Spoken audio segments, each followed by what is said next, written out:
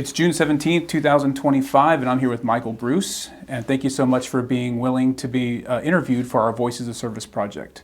Can you state your name again? Michael Bruce. And when and where were you born? I was born in Austin, Texas, 13 August 1977. And tell us, who are your parents and what were their occupations? So my dad, Ronald Bruce, was Air Force helicopter mechanic, and my mom is Margina Bruce, and she didn't work when I was born. Okay. And so you mentioned being from Austin. Where did you grow up in terms of like your schooling, like for elementary school, secondary school? So we traveled quite a bit at a young age. I do remember going to elementary school in Honolulu, Hawaii. My dad was stationed there. After that, we moved to Florida, where I finished up most of my elementary. And then shortly after that, my dad got out of the Air Force and we moved back here to Stevensville, where my mom and dad met. And I spent the rest of the time here going to school in Stevensville, and then ultimately I graduated from Huckabee High School about 10 miles north of here. So where's hometown for you? I call Stevensville hometown just because it's what I remember most. Having been here from 5th grade on and then constantly coming back here, it's what I call home because it's sort of that place I end up always finding my way back to. And so I know that we talked a little bit off camera about the various times you've been in the military, so we'll talk a little bit more about that as we go through. But before we get there, talk about the jobs that you had before the first time you went into the military. Probably the first job I got, I was working for a gentleman from our church here in town. He worked on a ranch and he hired me to come out, and I just hopped on a tractor and shredded sunflowers in preparation for dove season. After that, I got a job here at Peacock's. Started off as a dishwasher, worked my way up to cook. I like to joke with people, if you lived in Stevensville between about 1990 through 2000, I probably cooked you breakfast at Peacock's. Nice. And then you went into the military for the first time after that? So start walking us through so I would have been working...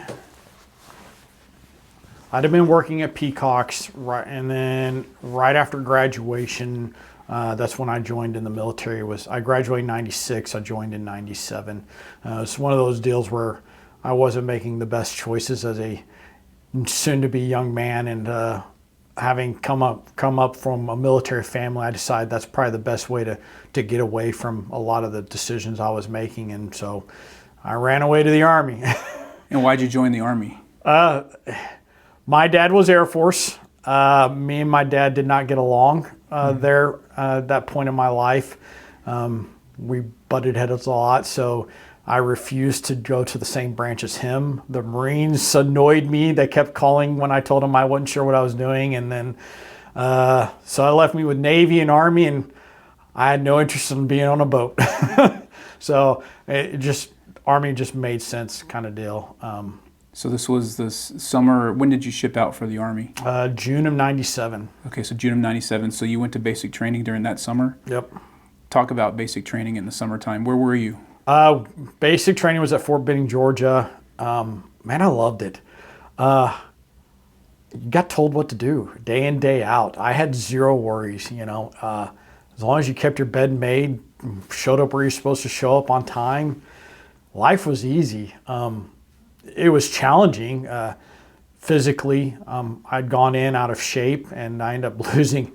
I don't remember how much I lost, but I remember my dad coming to graduation, and he asked me, "Do I need to take you to the emergency room?" Because I'd lost so much weight. He thought I was sick, and it's just I was in the best shape I'd ever been in my life, and it was because of my time in basic. So I don't know. I thrived.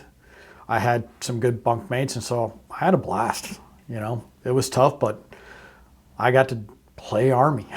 Right. And you say, did we talk about why you went in? What was the reasoning for, you talked about some interesting life choices before, but is that why you went into the military? Yeah. I went in the military to get away. I went in to escape making bad decisions and decided this is what I need to do to grow up. And it ultimately did do that. It took a while, but I did it to escape the lifestyle I'd been living in. And what was your MOS? I was a 11 Mike, which was an infantryman that was going to be on a Bradley. So went in to shoot guns. Nice, nice. So talk about, like a fond memory of basic training, because I know that basic training, you're not necessarily doing your MOS school, right? Everybody's kind of going through the same, but unless you did stuff specific to your MOS. Well, that's what's So great talk about that. infantry. Basic training is almost you're doing everything you're going to be doing for your job. It's ruck marching, it's shooting guns, it's learning how to make a bivouac, all that kind of stuff, which is everything an infantryman essentially has to do. So it was neat that basic training is your training. I got a little more training later on the Bradley, but basic training is the training for every infantryman. Fond memories. I don't know if I had fond memories. They're just some memories. Like probably the funniest was we'd gotten in from a ruck march and we were down in our area and we were supposed to be cleaning our weapons, but you're just dog tired. And I fell asleep while cleaning my weapon. Well, drill sergeant came upon me and decided to correct the training. We had this hill behind the barracks, and I had to low crawl up it and low crawl back down it, and then I just had to clean my weapon again, and I fell asleep again. So it didn't do its job. So then from then on, I had to stay in the plank position and clean my weapon, and that kept me awake. But it was just like, it was one of those deals, like forcing your body to go beyond what you imagined you could do. Right. It's just one of the memories I do have. It didn't bother me. I knew I'd done wrong, and I knew I was getting punished for that reason with a goal in mind. But it's just one of those times that has always stuck out in my head. And talk about when you went into, was it AIT afterwards? Mm-hmm. And then at what point did you jump into your Bradley for the first time, training on the Bradley? It was right after basic. I mean, that was a deal for us. It was odd because you would graduate and you stayed in your barracks, and the very next day you would just go into your training. We didn't change barracks, we didn't change drill sergeants, we didn't change anything. It was all still there at Sand Hill. So the very next day we were starting to get integrated, and it was just like, wow, this is a neat piece of machinery. But that was only MOSs like your MOS, correct? Yep. Everybody that was going to be on Bradley stayed there, and then if you were not a Bradley person, those guys started getting shipped off to their units. So tell us about Bradley training, something that sticks out as a memory during that time. Man, driving a Bradley. I mean, that was one of the things. That's the biggest thing you get trained on there is to drive. You don't learn to be a gunner until you're down at an actual unit and you work your way up. But we all learned how to drive, and man, getting to drive it through mud, through ditches, it was fun. I mean, what country boy wouldn't be just, tickled pink to being able to drive this tracked machine across anything and everything. It seemed like nothing could get in its way kind of deal. So it was just a neat experience to get your hands on something that incredible that many people just never would get a chance to experience. Was it similar to driving a tractor, or was it? Not really, because you actually have in a Bradley, it's not like the old 113s where you had the two joysticks where if I pull on this one and push on the other one, it causes a turn. It's actually like a steering column on it. So the biggest piece that's just odd about it is you don't have a windshield. You have all these little micro windows that you're constantly having to look out, and you do feel you're in this box all by yourself because the driver's up all the way in the front and everybody else is somewhere else in the vehicle. So you're sort of in this alone space. So it's like you're in a box looking at television screens while you're driving. So, but for the most part, there's a lot of the same aspects as driving a vehicle. It's just there's less lag. I mean, there's more lag and responsiveness kind of deal. But after training, what was your first assignment? Fort Hood. So you came. I joined to get away, and I got sent to Fort Hood. So tell us about what you did at Fort Hood in that assignment. Were you deployed out of Fort Hood ever, or were you No, so this was pre-deployment. The only thing during that time frame was Bosnia was kicking off. And so I don't remember what brigade it was. I think it may have been 2nd Brigade was about to go to Bosnia-Herzegovina. I can't remember the other border, but there's 2 countries there. One of the brigades was training up, and our brigade was responsible for helping train them. So we did a lot of civilian on the battlefield kind of stuff, where we were out there being civilians while they were training up on how to handle civilians. So that was the only kind of thing that was happening there. The rest of the time, if we weren't training that brigade, we were doing our own, normal training to stay prepared for whatever could come along. Now, I'm guessing there's another entrance into college here at some point before you were commissioned, right? So help me bridge that. So while at Hood, I applied for West Point and was accepted, and so I ended up going to West Point. But I didn't go straight to West Point. I had to go to West Point Prep School there in Fort Monmouth, New Jersey. I completed that program, went to West Point, and then me and West Point didn't get along. By this time, I was 20 and a half. You can only be 20, you had to be younger than 21 to attend. So, I was at that cusp of being too old to even to attend. I had served 4.5 years in the military. I was actually about to be promotable to sergeant before I went to West Point. So I had established in what I'd call, that was probably my biggest growth in life, was I really had become an adult. I'd shooken off all the bad things I'd been doing. I started taking responsibility for myself and others. So I'd really grown into a very independent individual. And then I go to West Point and they treat me like a knucklehead. They use the term plebe there, and it didn't fit. Ultimately, the other piece I realized was by this time I knew there were so many other ways to get a commission, to become an officer in the military. And so after, maybe 4 weeks into Beast Week or into Beast, I decided to withdraw from West Point.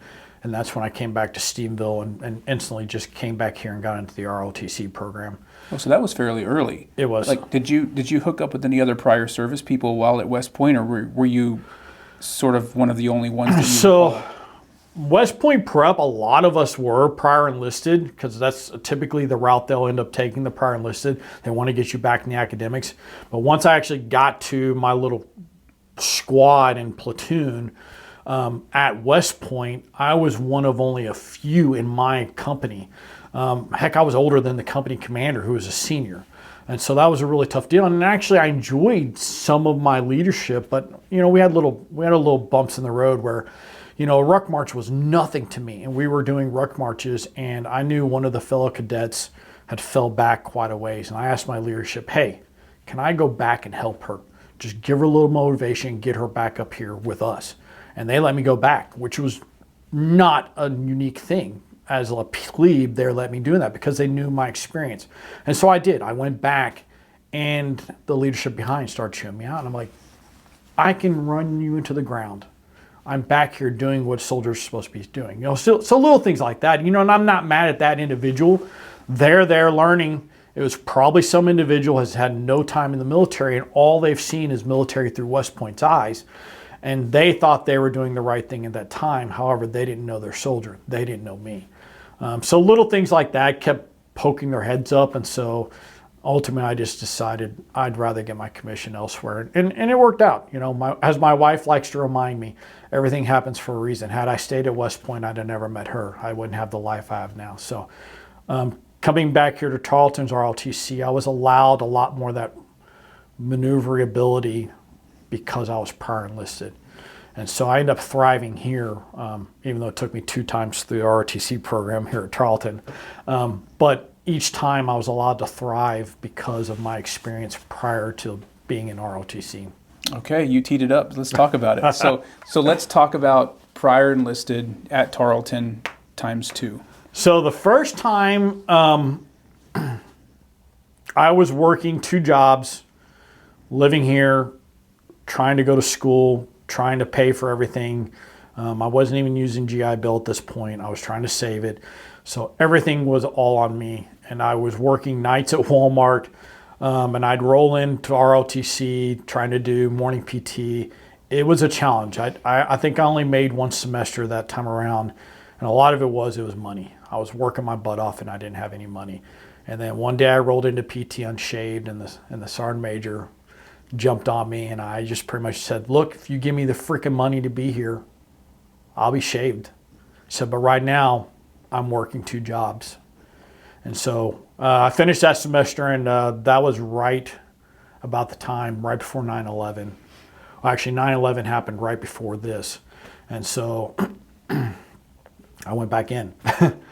Me and ROTC weren't getting along. I was busting my butt and was really just trying to make ends meet. And 9/11 kicked off, and so I said goodbye to my soon-to-be wife. That was an odd point in my life, but I broke everything off with her and just ran away again to the military. Oh, goodbye. Goodbye. Yeah. Okay. Yeah. So let's talk about that. So now we're in between the two college ROTC experiences. Yep. Now you're no longer prior enlisted. You went back active. I went back active duty, specialist, sent to Fort Stewart, Georgia, Rock of the Marne, and lo and behold, they're the unit going to invade Iraq. So I was there for the invasion of Iraq, and my wife wrote me more than my own parents. That's ultimately, as she will tell you, she knew all along I'd come to my senses. And she sort of proved it on that deployment. When I got to Baghdad, Iraq, we had a newsman embedded with us who had a sat phone. And when we rolled onto the Baghdad International Airport, he says, "Anybody want to use a sat phone?" I said, "Heck yeah, I want to use a sat phone." And I called Mariah, my wife, and I proposed for the second time. And that one stuck. So the first time she said no? No, the first time she said yes, I broke it off. Oh. But she didn't hold it against me. So she said yes again, and we got married as soon as we got back from the initial invasion of Iraq. So let's since we have multiple kind of layers to unpack here, let's talk about that particular deployment. So what can you share? What are the memories that you have that are very vivid in terms of that initial deployment after reactivating yourself or going back active duty? It was an oddity. I expected to be at a line, and I actually ended up being assigned to division headquarters as it's called PSD, Personal Security Detachment. The general of 3ID at the time, I don't remember what his name is, he essentially had a platoon of military police, a platoon of infantry, and then some communication systems that were all with him as his traveling command system. And I was one of the infantrymen that was there. I originally went over to be on a Bradley as part of his detachment. And right before we were slated to cross the berm and actually invade Iraq, one of the tank gunners got a Red Cross message and had to depart. Well, it's not a typical unit. We were one oddity. It was created just for the invasion into Iraq. It's not a unit that's still around. And so there wasn't there was an extra body to fill that spot. But my position, I was actually just going to be driving a 113 for the Air Force liaison. And instead they're like, well, the Air Force guy can drive his own vehicle. Do you want to come up and learn how to be a loader on an Abrams? So now I'm an infantryman about to become a tanker. And I was like, heck yeah, talking about an opportunity. So real quick, in about 2 weeks, if my memory serves me, we were spending every day taking the tank to the range, and they were teaching me how to become a loader on a tank crew. And so I ended up crossing the berm being on a tank crew. With Captain Anderson. The only reason I remember that name so vividly, I actually ran into him when I back here in Texas as a coach. Me and him hadn't seen each other in about 12 years, but we ran into each other at a cross-country meet. He was coaching a team, I was coaching a team, and he walked in and I recognized him instantly. But I ended up being his loader on a tank, and so here I was, an infantryman, serving as a tank loader as we crossed into Iraq for the initial invasion in 2003. So tell me, in that one Abrams, right, in that one tank, there's one driver. There's a driver, one loader, gunner, and a tank commander. And that was Captain. That was Captain Harrison, the Captain, tank commander. Yeah. Yep. Yeah, he was actually in charge of the whole security, this whole security element. The 3 MP trucks, the 2 Bradleys, we had 2 tanks, and then I think we had 2 113s. He was actually in charge of all those vehicles and the drivers and stuff like that. And we were there just to keep the 3ID commander safe.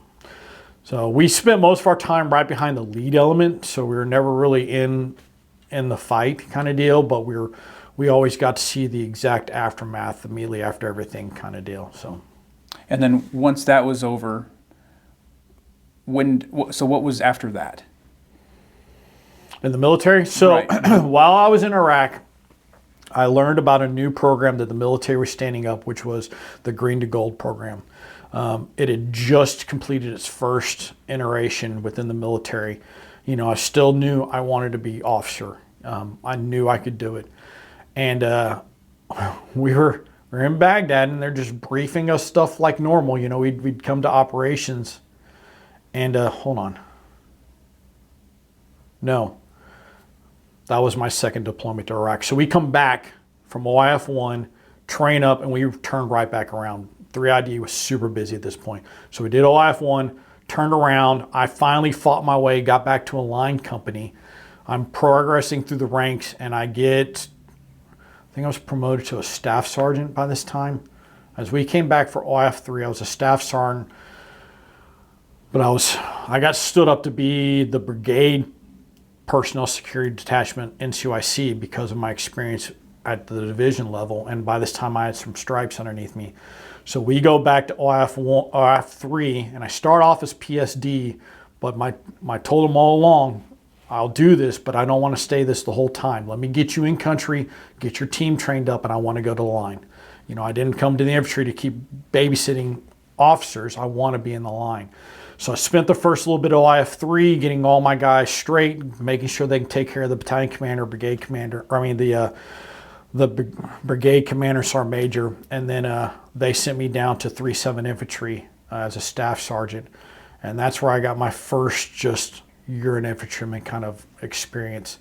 But during that time's when I also found out about the Green to Gold, and so while deployed, I re-enlisted and put in my paperwork for Green to Gold, thinking there's no way I'm just some knucklehead from little Stevensville, Texas, but I'd had some college from my time here, and lo and behold, I got picked up to Green to Gold. So as soon as we came back from OIF 3, I had to figure out a place to live and get the family, my wife and 2 kids, moved in about a span of 2 weeks, because we came back and it was like college started in 2 weeks.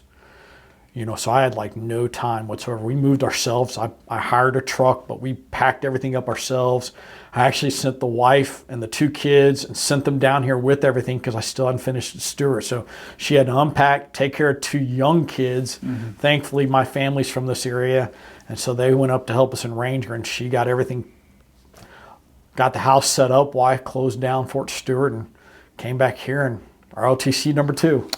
So before we get there, though, now we're back in Stephenville. Let's go back to OIF 3 as a staff sergeant on the line. What are some vivid memories that you have of that particular deployment? Because you said there was a turnaround right from OIF 2 to OIF 3. OIF 3 was just, you knew what you were doing in OIF 1. OIF 3 is when a lot of the insurgency was starting. IEDs were kicking up. I've got a lot of vivid memories, that it was tough. That's probably the biggest part of my military career I block out daily. It sucked.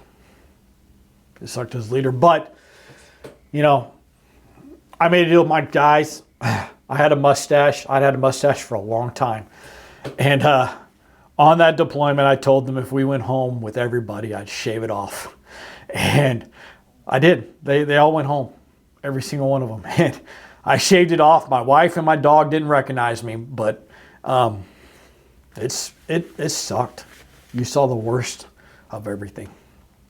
So talk about, as much as you're comfortable, about the way that you as a staff NCO, right?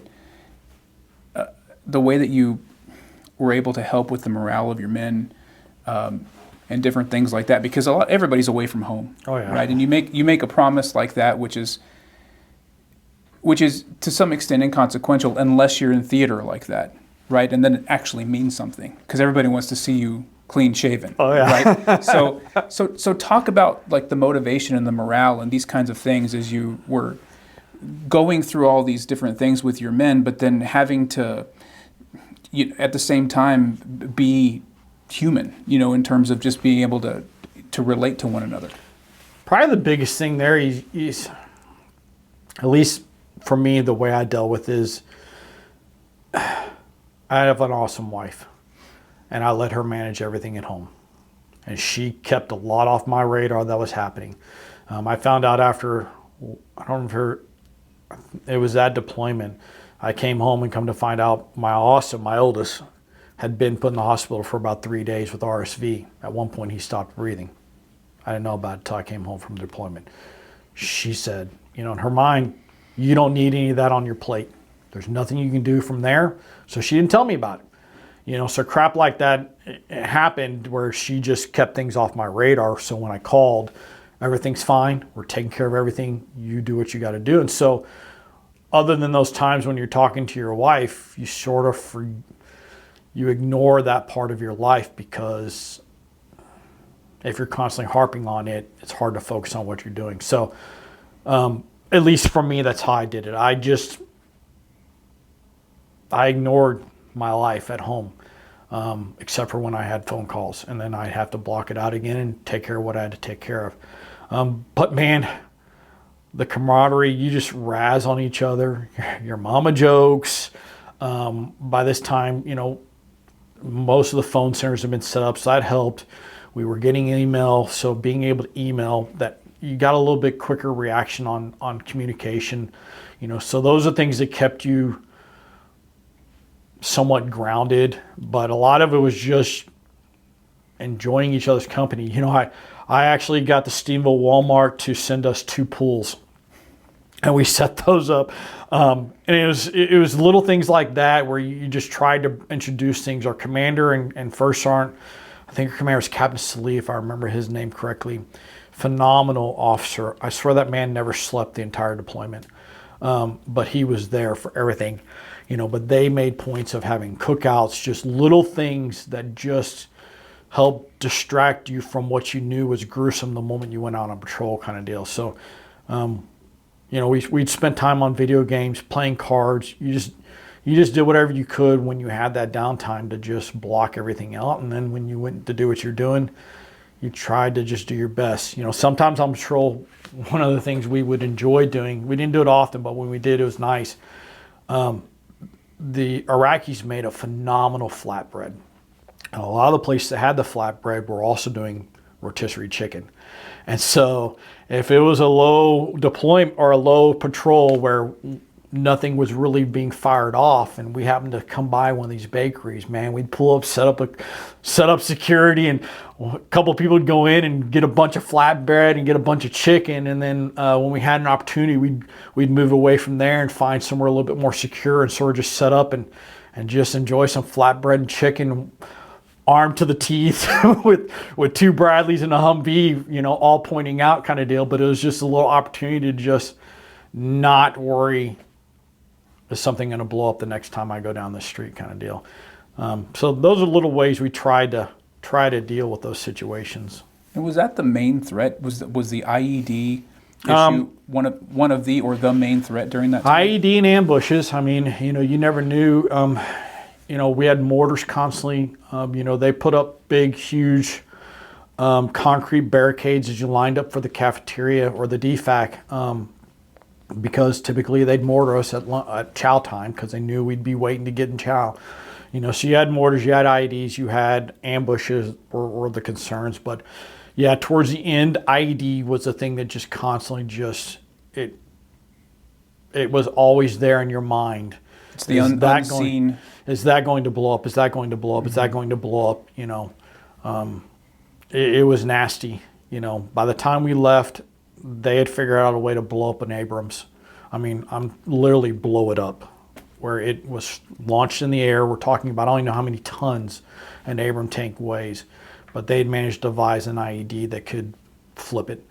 And then towards the end, this is also when they started doing the improvised IEDs, the ones that could just go through. It was almost like a projectile IED.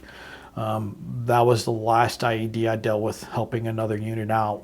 They had lost some soldiers because of that in our area, and it was one that just went through and they never had a chance, kind of deal. So that became the constant, where you just became numb when you were driving around, because we didn't know.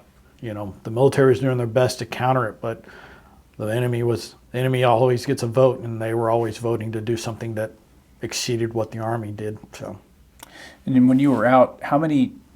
You had 2 Abrams, so that's 4 or 5 men per tank. That would have been, well, we'd also have an entire squad of dismounts typically between the 2 vehicles, and then you had a Humvee as well. So that's maybe 20, 25 men? Yeah, we're typically taking out about 2 squads. Okay. Typically wasn't a full platoon. If it was just a patrol, now if we were doing raids or anything like that, it got platoon to company size elements depending on, we were doing quite a bit of raids at that point too, trying to break up any IED networks, that kind of stuff. So those became larger operations. But just a typical patrol.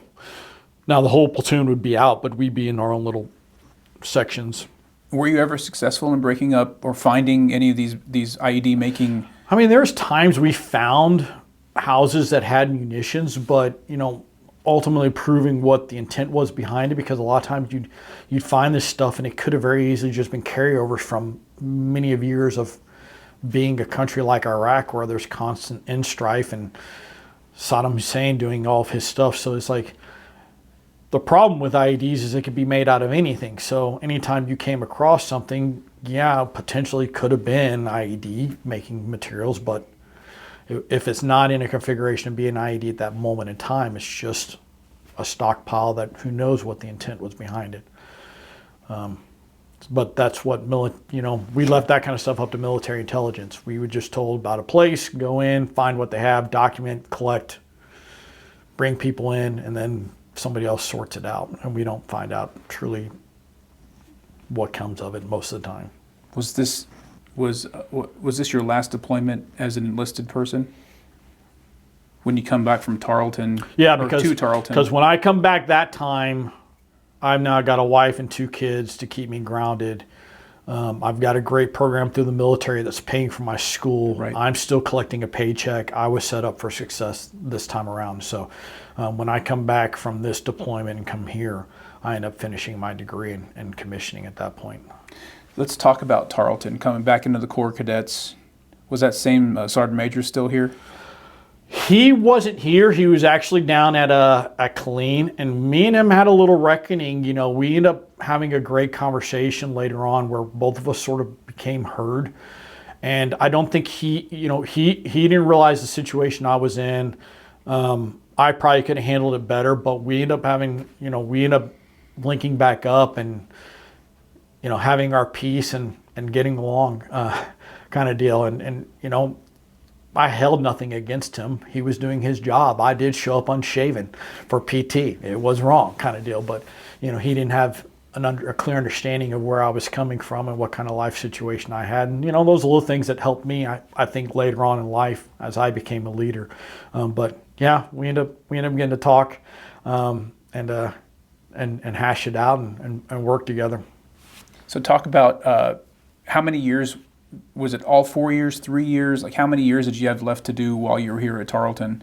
Did you start from the beginning? So green to gold, you had to have enough college that you could complete your degree in 2 years. So okay. I had 2 years, I actually had a little shy of 2 years, but when I worked with Tarleton, it was just an absolute fabulous experience dealing with them to get my paperwork in. I can't remember who my advisor was. I think it was Dennings, and I think he's still here in the business department. He sat down and looked at what I'd done so far, and he managed to come up with a 2-year plan. It was a heavy 2-year. Like I had a couple of 15-hour semesters, but he got it done, and I stuck to it, and I was able to get it done in 2 years, which was the requirement of the program. So, but it was a hard 2 years. We were living in Ranger, Texas, so I got to commute to Ranger back and forth every day, and my wife was working in Breckenridge, so she commuted north to Breckenridge every day while we made it happen. You had kids during this time? Yes? I had 2 kids. Yeah, 2 of my 3 kids were born before this. So at the end of this, you're commissioned as second lieutenant. I am. In the Army. Mm-hmm. And at some point in there, were you required to go to some sort of officer candidate school? So the way ROTC was back then, I'm not sure if they're still running it this way, but between your junior and senior year, you go to what's called BOLC, Basic Officer Leader Course. Okay. At this point, it was actually in Fort Lewis, Washington. I think it's now in Oklahoma, is where it's at now. I think they stopped doing it in Washington. But between junior and senior year, you go to at this point, Fort Lewis, Washington. And I can't remember how many, I think it's 1, maybe 2 months that you're there. And it's just a whole bunch of, okay, let's constantly do field problems as leaders. You know, you're put in these situations as soon to be lieutenants to deal with whatever. I ended up having what kind of lane did I have? I think I had an ambush lane that I had to deal with. But each person gets assigned a leadership in garrison, some sort of leadership role out in the field kind of deal. And it just becomes this big, long, it's essentially opportunities for you to be in charge and learn from those lanes. But at the same time, you're collecting points that all are going to help determine what branch you get when you go to commission. And it's super competitive. Top 10%, you get to choose what you want. But after that, it's based on slots and what your order of merit is, and nationwide kind of deal. So you said branch, like what do you mean by branch? Aviation, infantry, okay. those. And actually Tarleton does it. I don't know if you saw last year, they do a branch day at the football field now during a football game. I don't know if you saw that. I did not. They did that this year, and it was awesome. And the only reason I know about it, Colonel Rainey, who's the ROTC commander here, he was a class ahead of me. So he's an old school Army buddy of mine, but he sent me the video, and they're doing it just so much better now. For us, it was I think, if I remember, Colonel Humphreys just called each of us in the room one at a time. All right, your branch is, congratulations, hope it's what you really wanted, kind of deal. So where did you land? I got aviation. Okay. So although I started this off hating my dad in the Air Force, Right. The whole time I was an infantryman, I kept looking up at these helicopters going, they're not getting blown up by IEDs. That's what I want to do. And so I just pushed it, and God willing, he let me be an aviator. It was luck, because it's tough. They're typically the top 10, but I was also willing to sign on the dotted line for I think 6 extra years if they'd give it to me. So. But at this point, had you done any flight school? Mm-mm. So nothing? No. You'd only been in helicopters as a passenger? Yep. Okay. So then after your commissioning, I'm guessing you're going to flight school almost immediately? Yep. Let's talk about you go to that. flight school immediately, which was at Fort Rucker, Alabama. Mother Rucker, as many call it, because it's sort of like Steamville to me. I keep coming back here. Well, as an aviator, you always end up going back to Rucker. So it gets that little lovely Mother Rucker connotation. Man, that was awesome. You know, I thought being in a Bradley was awesome, but being able to learn how to fly a helicopter was just, and I'm a geek. I love school. I mean, it's why, you know, we talked, I'm back here getting my master's. I'm now out of school teaching, but so learning's always been something I've enjoyed. And learning how to fly, though, was just, it's awesome. It's math, it's science, it's flying. So had a blast there, made some really great friends, and just, it's one of those deals when I talk to people all the time about going in the military, I tell them you never know what you're capable of doing in the military. It doesn't matter what your last name is, doesn't matter where you come from. Mm-hmm. You know, I'm the son of a Air Force mechanic enlisted, and my mom wasn't even working. You know, she's been a beautician, she's now a school teacher. I'm a nobody. And the military has taught me how to fly a helicopter. It didn't matter where I came from. It didn't matter the mistakes I made early in my life. They saw an opportunity to let me do something that I never would have thought. So it was truly a dream experience, and absolutely loved it. Where were you stationed? Where was your first deployment or station? Or first duty station, Mannheim, Germany. All right. So not only did they let me fly, they also sent me to Europe to hang out. It was a phenomenal experience. It was not a deployable unit. What did we deal with? We mainly dealt with VIP flying. The unit I ended up with, occasionally we'd help rotate air crews over to Bosnia, but we never stayed. I didn't get that mission. But that was the only thing that was a downside of it. Is I became a pilot to go fly in combat, and I'm not. And what year was this? This would have been 2010 to 2014. I ended up spending 4 years. I volunteered for an extra year while I was there because I did 2 years of Mannheim, and then I went down and took over a small 2-helicopter detachment in Stuttgart, Germany, that was responsible for flying the AFRICOM commander. But helicopters don't fly to Africa, so we really didn't fly them much. We ended up finding other things to do, like supporting special forces with their Halo jumps. But it was a great experience. I met a lot of great aviators, but during this time is when I volunteered and applied for 160th Special Operations Aviation Regiment. Again, something I never thought I would be able to do. You know, if you'd asked me at the beginning of this whole ordeal when I went in the military, I'd have never believed you if you told me I was going to fly helicopters. I'd have never believed you if you told me I was going to be in 160th, and I never would have believed you if I'd have got out of a major. Never saw that coming. But the Army will let you succeed if you're willing to put in the work. Was there a selection process? So yeah, can you talk us through as much as you want about that selection Well, process? it's not about what I want. Sure. A lot with that is I'm not allowed to talk about. Sure. I would tell you their motto is Night Stalkers don't quit. And they sort of live that mantra through their selection process. Mm-hmm. It's beyond what I was capable of doing, period. When I went in and they told me, when I went in for my final thing, I walked in with my head down, sure they were going to tell me there's no freaking way. You have failed this, and this. Get out of our face, try again later. That's what I thought when I walked in the last day. I'd made so many mistakes, but I just kept going. And I really believe, I hope, you know, I don't know how their selection process is, but ultimately I believe it's because I didn't give up. Mm-hmm. You know, I kept trying. And I kept coming back in, and I walked in that last day feeling like I was the scum of the earth. But I still walked in that room to hear the response. And I think I hope, you know, that's one of the reasons why. I'm sure they have many, but I believe that's one of them, you know. And my eagerness to learn, I think, was the other. And that's what I've always believed with a lot of things I've done in life. If you always try and you're always willing to do better, you can do anything, kind of deal. And that organization gave me that opportunity.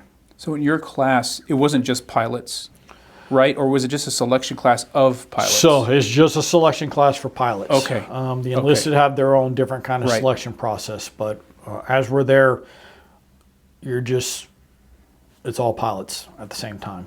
All of us just trying to get in. I'm guessing though that it's more than just PT. Constantly, there's a lot going on with your particular job. There's a lot. There's a whole bunch of just barrages of different assessments from everything that you can think of. You know, it's not just flying, it's not just planning.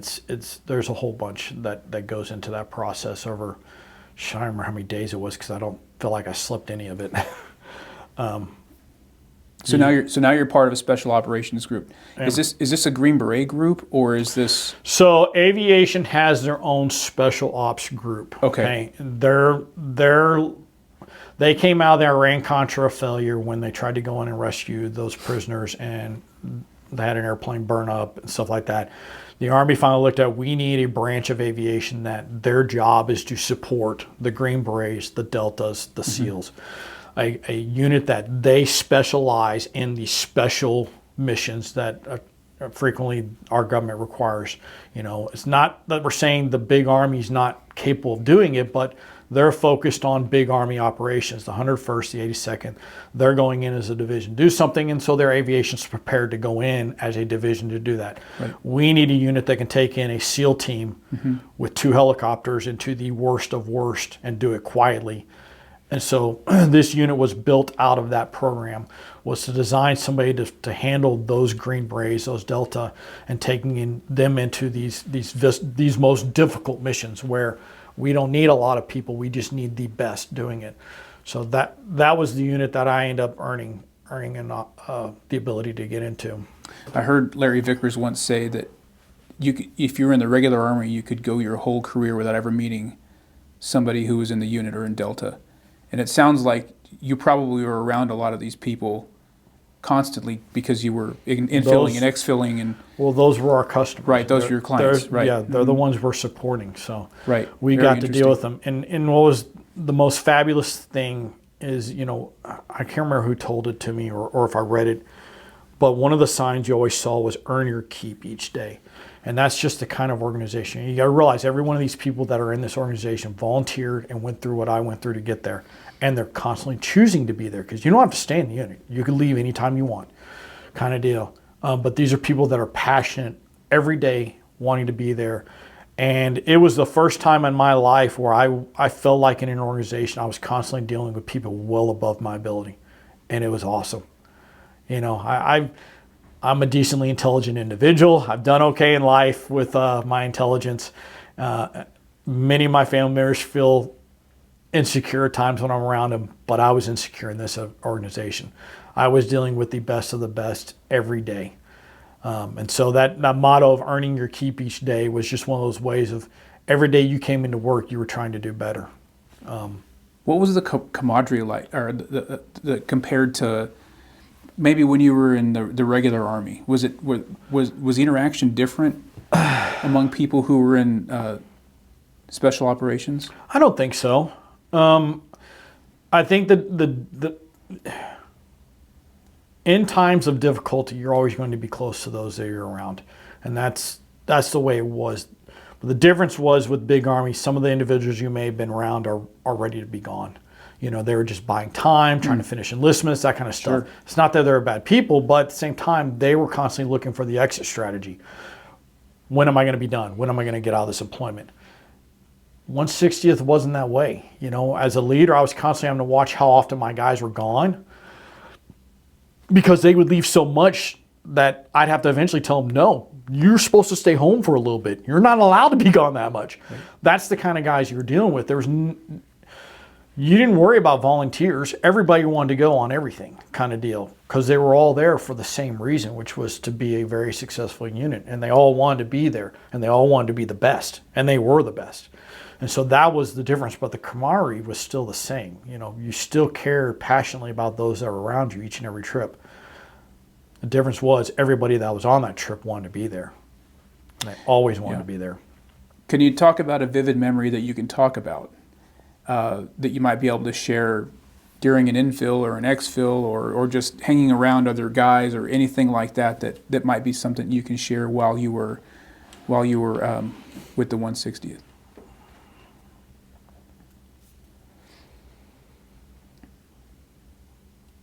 I'll tell you the neatest opportunity that was for me. So I'm a captain at this time.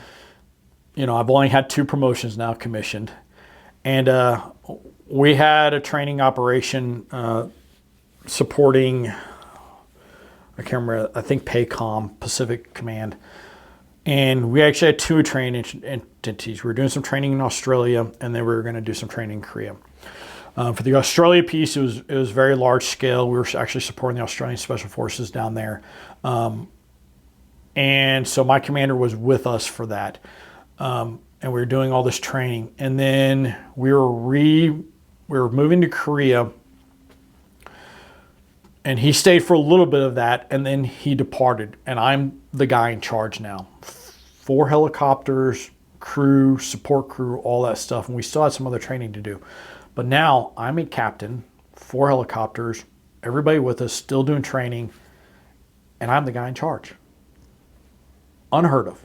And I handle the movement from there back to the States. And we actually end up having a contingency operation pop up on us that was real world, that I then had to manage our movement to a whole nother island, actually ended up being in Japan en route to coming back. And we ended up spending the 4th of July in Japan locked down. But that don't happen in the Big Army for a captain. And it was just so awe-inspiring that that's the kind of organization you're in. They train you so well. They train you to just constantly be in charge that, and I was not by no means alone. The people with me were extremely professional, lots of experience well beyond but I knew they were there constantly keeping us doing what needed to be doing. But it's just one of those times I look back in life and go, holy crap, I was a captain and they let me do that. That's not something I would have ever had happen to me in the big Army. Well, at some point you were promoted. I was. Right? So because you left as a major. I did. So let's talk about what that promotion or where in life that happened. So this is another one of my uniquenesses. So about this time, I'm coming up on 20 years, and I'm looking at 3 kids, a loving wife, and what do I want to do next? Because getting promoted to major is going to bring a lot of things beyond it. And I'm getting tired. I'm tired of missing Christmas. I'm tired of missing Thanksgiving. I'm tired of missing anniversaries. I'm tired of missing birthdays. I'm tired. My goal when my wife and I got married was to do 30 years, and I'm about to come up on 20, and I'm just tired. And more specifically, my oldest is about to be a senior. Or not a senior. He's about to start high school. Mm-hmm. And I'm tired of missing things. And so I sat there, and me and the wife had the conversation about, do I stay in or get out? And ultimately we decide that it's time. It's time for me to put my wife and my family first. And so I'm coming down, and I'm picked up for promotion at this point. I can accept the promotion, which is no big deal. But if I accept the training that goes with that promotion, I would incur a 3-year ADSO, which is active duty service obligation. Well, I've decided to get out, so I turned down the ADSO. I end up having my retirement ceremony and promotion at the same ceremony. They promote me to major, and then we do the retirement ceremony, and then I go on terminal leave for 2 months and depart. So technically I'm a retired captain, mm-hmm. Because I didn't serve enough time as a major. I was 1 month short of having enough time to be a major. So as far as anytime I do a signature block as captain, retired, whatever, it doesn't matter. But I did pin major and spent about a month actually wearing that rank before I stopped wearing my uniform and all that good jazz. So it was good. It was one of my goals. Once I'd commissioned, I wanted to make it to field grade, which majors that introduction into field grade. So I'm happy I did. But I'm so glad I got out. I've gotten to experience a lot that I would have missed, and I'm grateful for everything the military did for me, mm-hmm. but I'm glad to have gotten to put my family first. You know, I've taken Austin on he's my oldest. I got to take him on all his college visits. My middle child, Ty, was a senior. He just graduated high school. I was able to take him on his class trips or his college visit trips. I've been at sporting events. I've made every birthday. I've made every Christmas. So the military is great, but I'm grateful I got out and have been around for their high school. Sure, absolutely. So during this time, when you were with Special Forces Group, was your wife and family still in Stephenville? No. So after I commissioned here, we moved to Rucker, did flight school. Mm-hmm. Then we moved to Germany. We spent 4 years in Germany. Okay. While in Germany is when I assessed for 160th. Mm-hmm. I was picked up on the way. I had to stop in Rucker. Told you I'd go back to Mother Rucker. I did what's called the Captain Career Course. It's a command course to allow you to become a company commander later on. That was only like a 2-month stint, and then we moved up to Campbell. That's where I spent all my time getting trained up to be a Night Stalker. I mean, you assess, but when you come back for I think it was maybe a 10-month training course. It was an extensive training course. I mean, you don't become what they're training you to do just overnight. So mm-hmm. It's a very extensive, it was the toughest training I'd ever been in my life. The most gratifying, the most fulfilling, but it was tough training. It was all nights. I mean, the Night Stalkers are called, 160 is called Night Stalkers for a reason. They do their flying primarily nights. So I would sleep all day, work all night. So it made life balance a little difficult while we were there, but it was great. So we spent 10 months in Campbell while I got trained up to be a Night Stalker. And then they assigned me to 4th Battalion, 160th out in Fort Lewis, Washington. So I ended up going back there, right. But this time not to just to train, but to actually be in that unit. And we spent 5 years there before I retired. I spent 4 of the years in 160th, and I had a 1-year stint where I went big Army to get a company command so I could be competitive for promotion to a major. Gotcha. So let's, in terms of training, you mentioned Night Stalker training.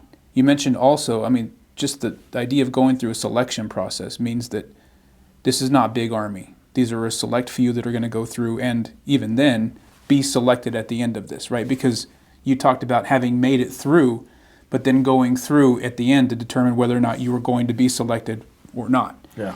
What was and you were a pilot previous to going into the 160th. Mm-hmm.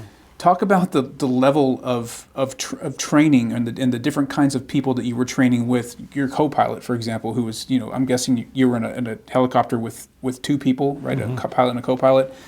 Was the training just elevated to a point where, so that's what I'm trying to get you to unpack a little bit. Yeah, I mean, okay, so one of the other models is time on target plus or minus 30 seconds is another saying from the Night Stalkers. It meant that if I'm going to tell you I'm going to land at 9:05, I'm going to land between 9:04 30 seconds and 9:05 30 seconds. Mm-hmm. I mean, that's it.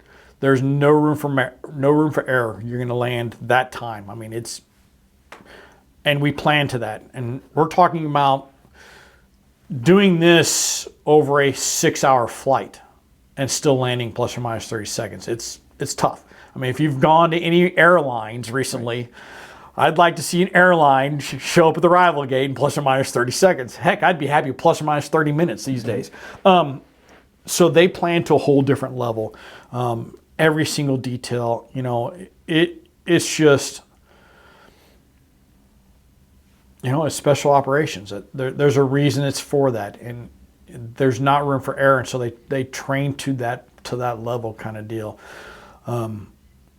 Which was nice. I'm a neat freak. I like having everything in its place. My keys are always at the same place at the house, and my backpack's always the same place at the house. So I think it's one of the things that just made me belong in that organization is everything's locked step. You just plan it to that point kind of deal. So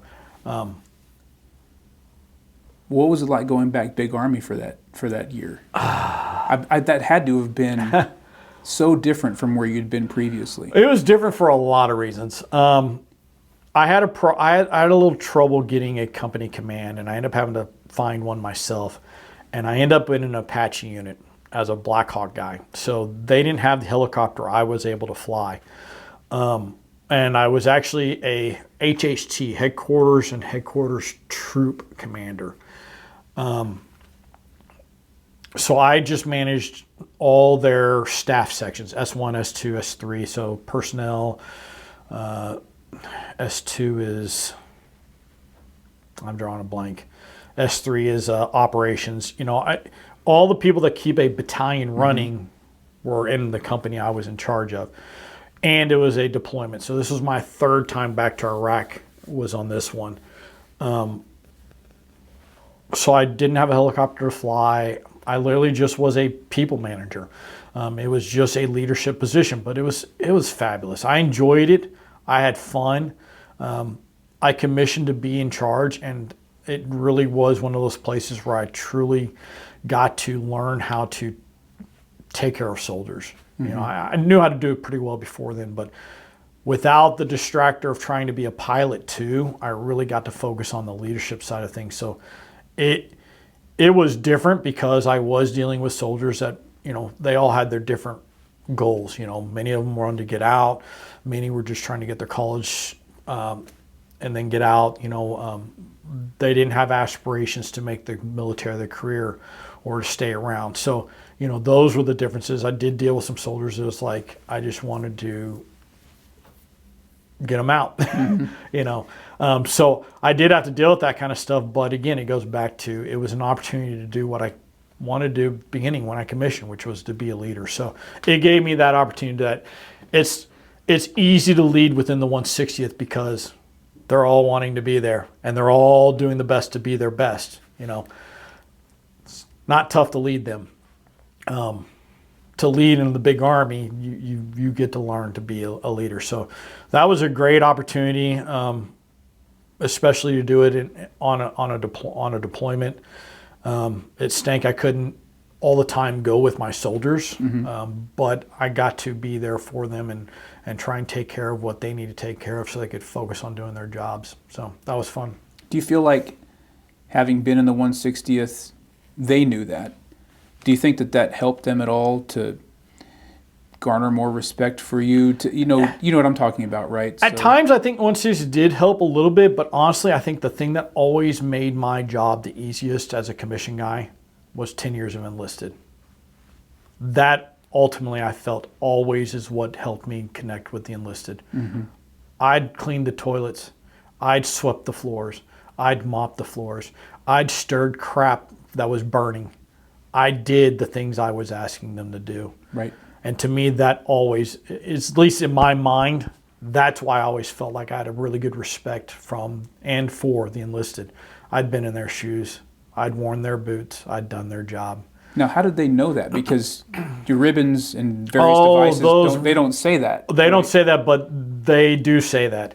I have an NCOPD ribbon. Okay. You only get that if you've been enlisted. Gotcha. I have a CIB.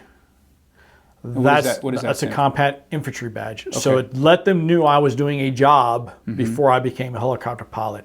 When other lieutenants would stand next to me with just a couple ribbons, and I'm standing here with a stack, or service stripes that show I'm a lieutenant, but I've been in for 12 years. You know, those are the little ways.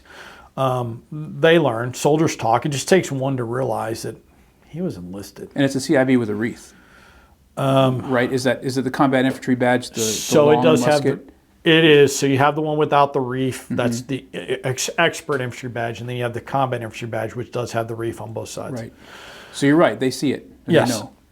Yeah. Absolutely. When you have, are those 4-year markers or 2-year? I think there are 4-year markers. Okay. So yeah, when they see that and they see you as a young lieutenant. Yeah. Yes, absolutely.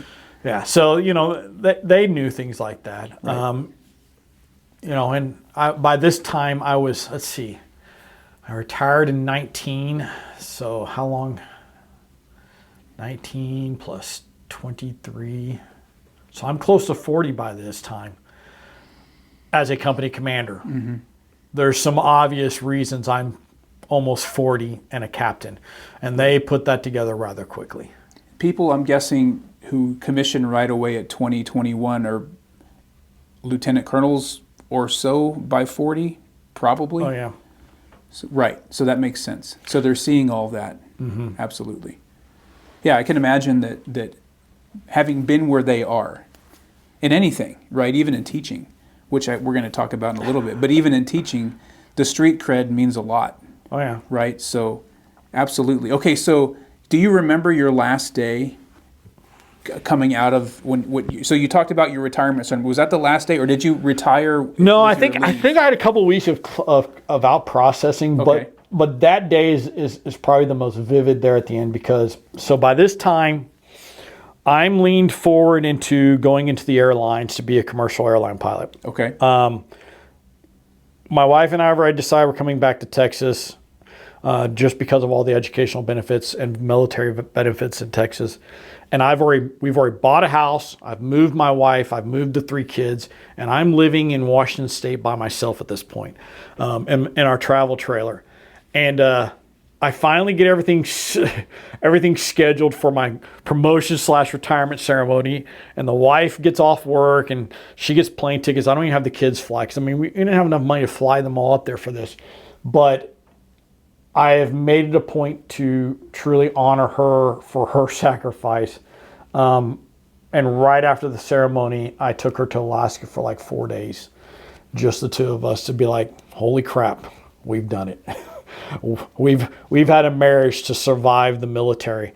And so as soon as the ceremony's done and everybody's out of the hangar, she and I drive to the airport, hop on a plane, and just get away, kind of deal. And that was, my sort of way of flying off into the sunset, as to say, kind of deal. Mm-hmm. And then I had to come back and clear, but it was truly what I would consider my truly, I was just done at that point, because everything after that was just admin stuff, making sure housing was closed out, and all my final paperwork has everything on it, it's supposed to be on it, that I've set up VA appointments, all that kind of stuff.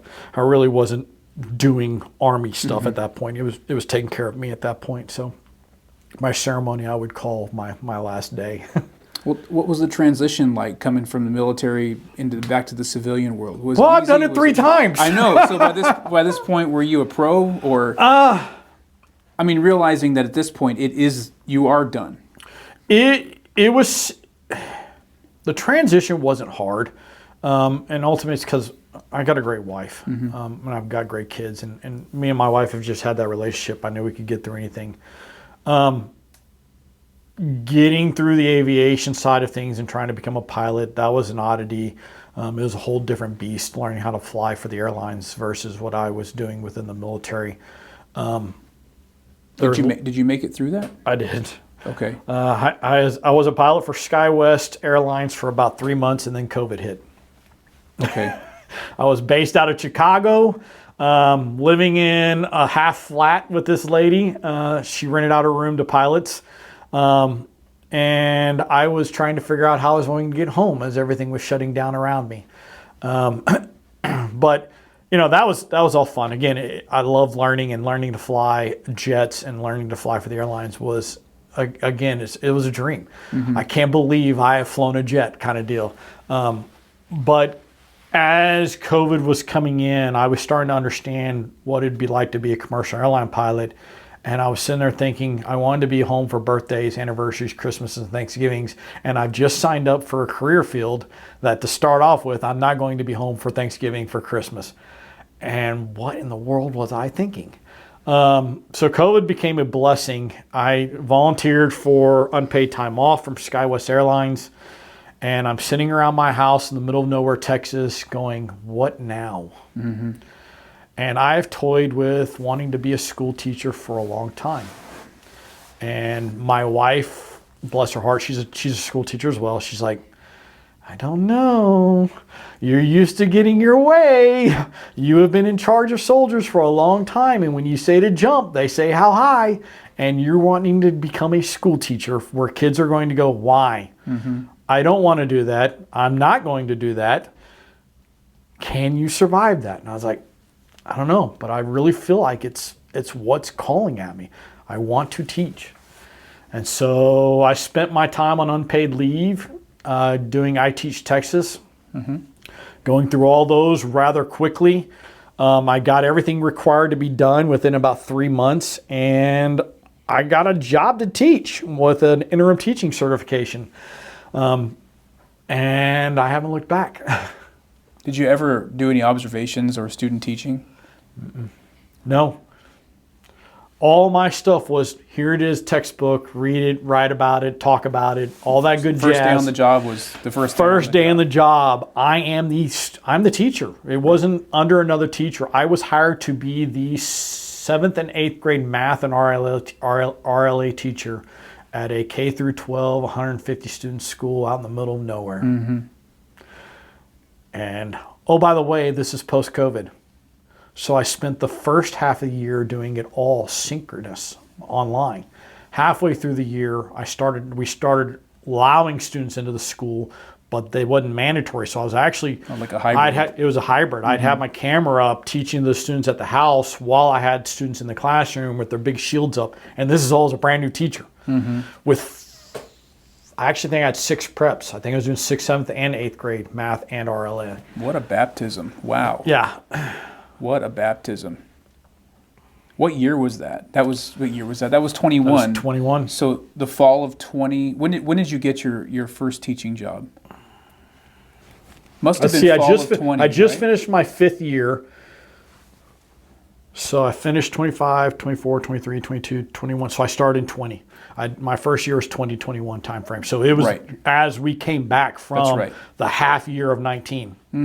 So fall of 20 is when everybody pretty much starts online synchronous. Then we start this sort of hybrid stuff. Yeah, based on each school district's decision. People trickle in. Yep. Classes where somebody gets sick, the whole class goes home during that time. Yep. Right. When did you move back to Stephenville? I moved back. We moved back at the beginning of this school year. And actually, half of us moved here. So oldest just graduated this year. So we weren't going to uproot him his senior year because he was valedictorian. My wife still had her job at Panther Creek, the smallest school. So Mariah and Ty stayed in our house in Rockwood. I moved down here with Austin and my youngest daughter, Kinsley, because she wanted to come to Stephenville. And Austin's here at college. So me, Austin, and Kinsley were living in an apartment here in Stephenville. Mariah and Ty are living in Rockwood, just trying to survive the year. You know, here we are out of the military, but still separated. And as that was starting to wrap up, we managed to sell our place, buy a place here. Mariah just got a job. So we just all moved together, actually in Comanche, about 2 months ago. Wow. Yeah. Wow.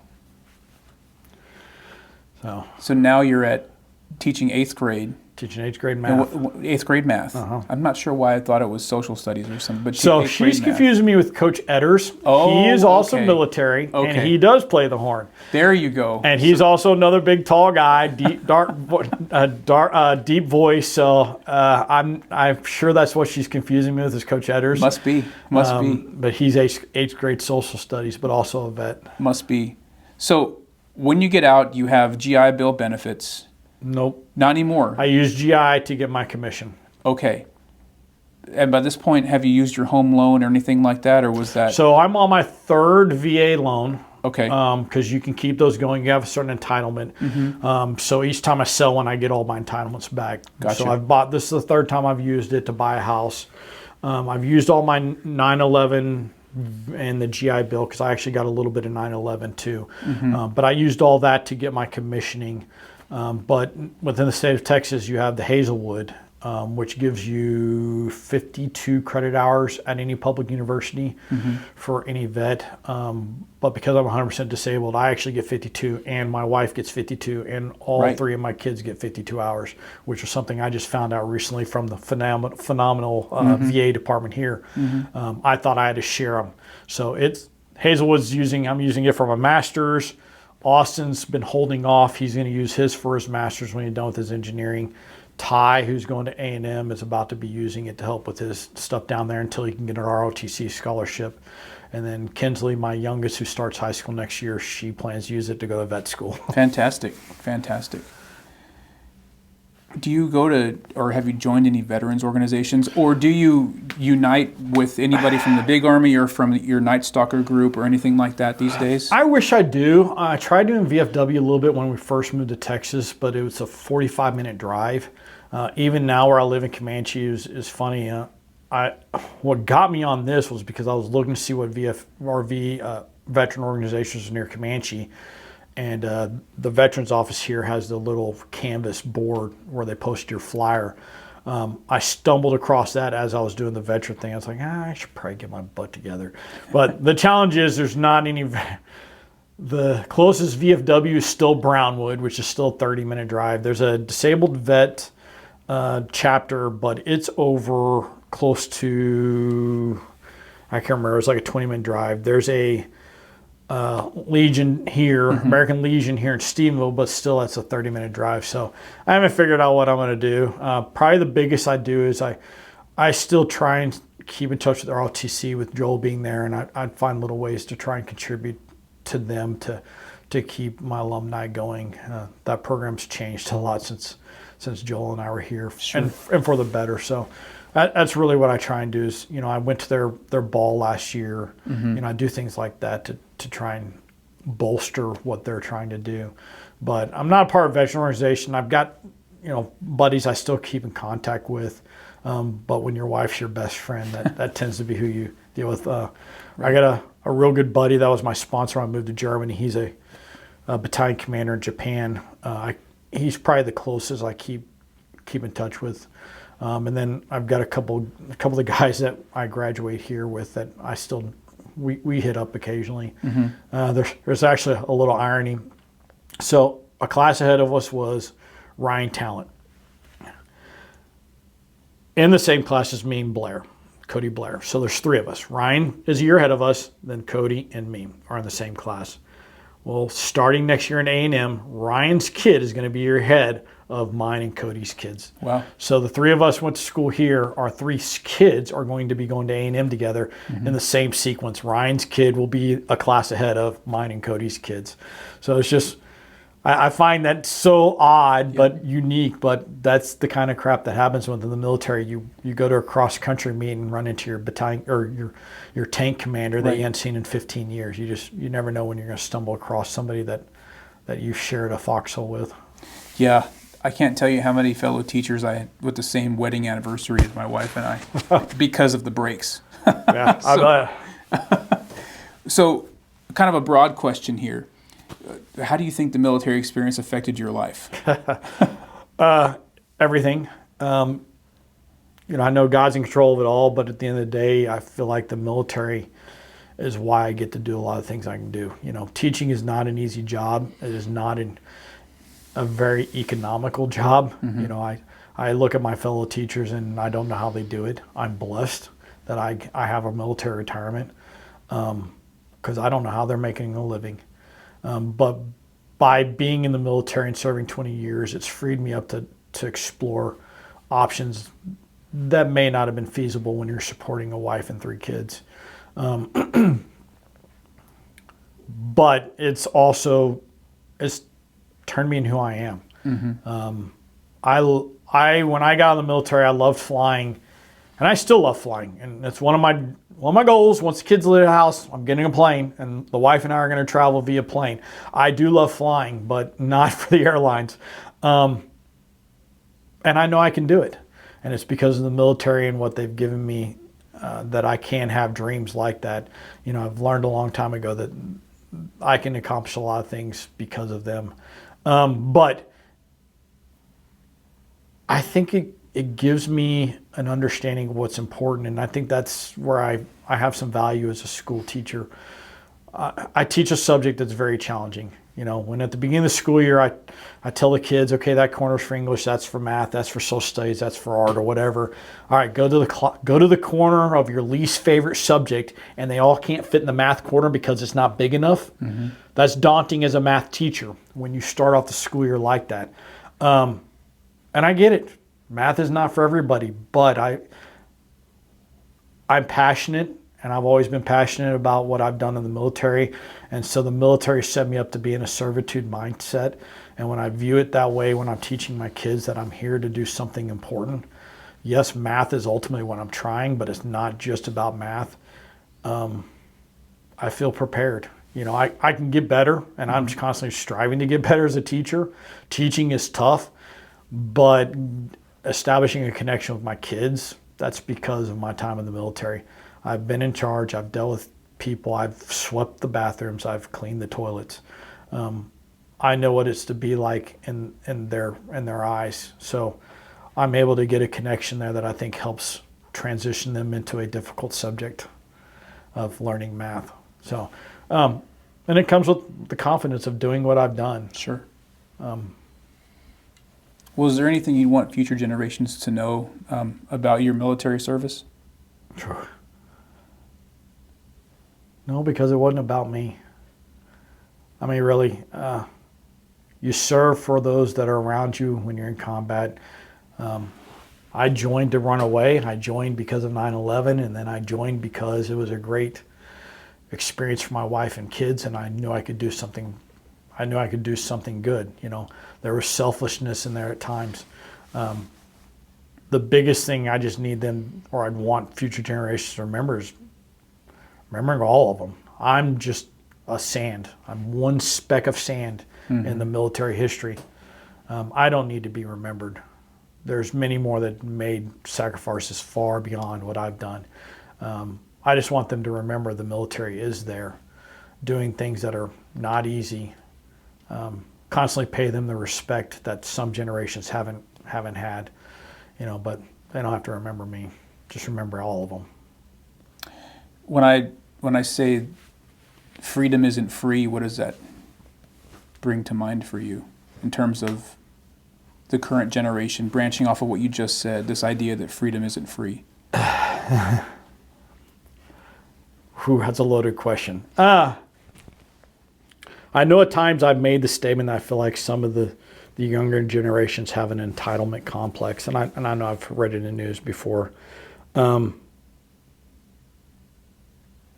would want them to remember freedom isn't an entitlement. It constantly has to be fought for. Somebody's always willing to take that freedom away from you, and you need to realize that. There's a time where you may have to do something to ensure you stay free. Mm-hmm. We are blessed. Holy cow, we are blessed in this country to be able to do all the things we do, to choose the lifestyle, choose your own education, choose your career. But that came on the backs of many people well before us. So I'm glad that many feel that freedom is an entitlement, but just remember there's always that chance somebody may come in and go, no, I can take your freedom away, and you're going to have to do something to ensure it stays. Is there anything you want to talk about that you think we left out?